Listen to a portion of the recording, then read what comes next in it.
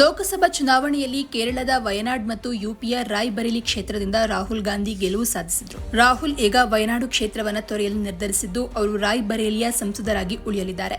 ವಯನಾಡ್ನಿಂದ ಲೋಕಸಭಾ ಉಪಚುನಾವಣೆಯಲ್ಲಿ ಪ್ರಿಯಾಂಕಾ ಗಾಂಧಿ ಅವರನ್ನು ಕಣಕ್ಕಿಳಿಸಲು ಕಾಂಗ್ರೆಸ್ ನಿರ್ಧರಿಸಿದೆ. ಇದರೊಂದಿಗೆ ಗಾಂಧಿ ಕುಟುಂಬದ ಮತ್ತೊಬ್ಬರು ದಕ್ಷಿಣದಿಂದ ಚುನಾವಣಾ ರಾಜಕೀಯಕ್ಕೆ ಬರಲಿದ್ದಾರೆ. ಇದೀಗ ಲೋಕಸಭಾ ಉಪಚುನಾವಣೆಯಲ್ಲಿ ವಯನಾಡ್ನಿಂದ ಕಾಂಗ್ರೆಸ್ ಅಭ್ಯರ್ಥಿಯಾಗಿರುವ ಕಾಂಗ್ರೆಸ್ ನಾಯಕಿ ಪ್ರಿಯಾಂಕಾ ಗಾಂಧಿ ಅವರ ಪರ ಪಶ್ಚಿಮ ಬಂಗಾಳ ಸಿಎಂ ಮಮತಾ ಬ್ಯಾನರ್ಜಿ ಅವರು ವಯನಾಡಿನಲ್ಲಿ ಪ್ರಚಾರ ನಡೆಸಲಿದ್ದಾರೆ ಹೀಗಂತ ತಿಳಿದು ಬಂದಿದೆ. ಇನ್ನು ಲೋಕಸಭಾ ಚುನಾವಣೆ ವೇಳೆ ಪಶ್ಚಿಮ ಬಂಗಾಳದಲ್ಲಿ ತೃಣಮೂಲ ಕಾಂಗ್ರೆಸ್ ಏಕಾಂಗಿಯಾಗಿ ಸ್ಪರ್ಧಿಸಿತ್ತು. ಆದರೆ ಈಗ ಅವರು ಕಾಂಗ್ರೆಸ್ ಪರ ಪ್ರಚಾರ ಮಾಡಲಿದ್ದಾರೆ ಅಂತ ತಿಳಿದು ಬಂದಿದೆ. ಪಶ್ಚಿಮ ಬಂಗಾಳ ಮುಖ್ಯಮಂತ್ರಿ ಮಮತಾ ಬ್ಯಾನರ್ಜಿ ಅವರು ಪ್ರಿಯಾಂಕಾ ಗಾಂಧಿ ಪರ ಕೇರಳದ ವಯನಾಡ್ನಲ್ಲಿ ಪ್ರಚಾರ ನಡೆಸಲಿದ್ದಾರೆ ಅಂತ ಟಿಎಂಸಿ ಮೂಲಗಳು ತಿಳಿಸಿವೆ ಅಂತ ವರದಿಯಾಗಿದೆ.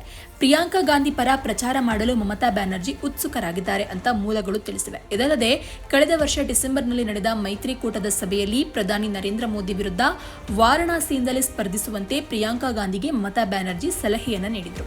ಈ ಬಾರಿಯ ಲೋಕಸಭಾ ಚುನಾವಣೆಯಲ್ಲಿ ರಾಹುಲ್ ಗಾಂಧಿ ರಾಯ್ಬರೇಲಿ ಮತ್ತು ವಯನಾಡ್ನಿಂದ ಸ್ಪರ್ಧಿಸಿ ಎರಡೂ ಕ್ಷೇತ್ರಗಳಲ್ಲಿ ಗೆಲುವು ಸಾಧಿಸಿದರು. ಆದರೆ ನಿಯಮದ ಪ್ರಕಾರ ಅವರು ಒಂದು ಸ್ಥಾನಕ್ಕೆ ರಾಜೀನಾಮೆ ನೀಡಿದರು. ಕಾಂಗ್ರೆಸ್ ಆಂತರಿಕ ಸಭೆಯಲ್ಲಿ ಅವರು ಕುಟುಂಬದ ಸಾಂಪ್ರದಾಯಿಕ ಭದ್ರಕೋಟೆಯಾದ ರಾಯ್ಬರೇಲಿಯನ್ನು ಉಳಿಸಿಕೊಳ್ಳಲು ನಿರ್ಧರಿಸಿದರು. ರಾಹುಲ್ ಗಾಂಧಿ ವಯನಾಡ್ ಲೋಕಸಭಾ ಕ್ಷೇತ್ರಕ್ಕೆ ರಾಜೀನಾಮೆ ನೀಡಿದ ಬಳಿಕ ಇದೀಗ ಆ ಕ್ಷೇತ್ರದಲ್ಲಿ ಅಂದರೆ ವಯನಾಡಿನಲ್ಲಿ ಉಪಚುನಾವಣೆ ನಡೆಯಲಿದ್ದು, ಇಲ್ಲಿಂದ ಉಪಚುನಾವಣೆಯಲ್ಲಿ ಕಾಂಗ್ರೆಸ್ನಿಂದ ಪ್ರಿಯಾಂಕಾ ಗಾಂಧಿ ಸ್ಪರ್ಧಿಸ್ತಾ ಇದ್ದಾರೆ. ರಾಹುಲ್ ಗಾಂಧಿ ಇಲ್ಲಿಂದ ಸತತ ಎರಡನೇ ಬಾರಿಗೆ 3.6 ಲಕ್ಷ ಮತಗಳ ಅಂತರದಿಂದ ಗೆದ್ದಿದ್ರು.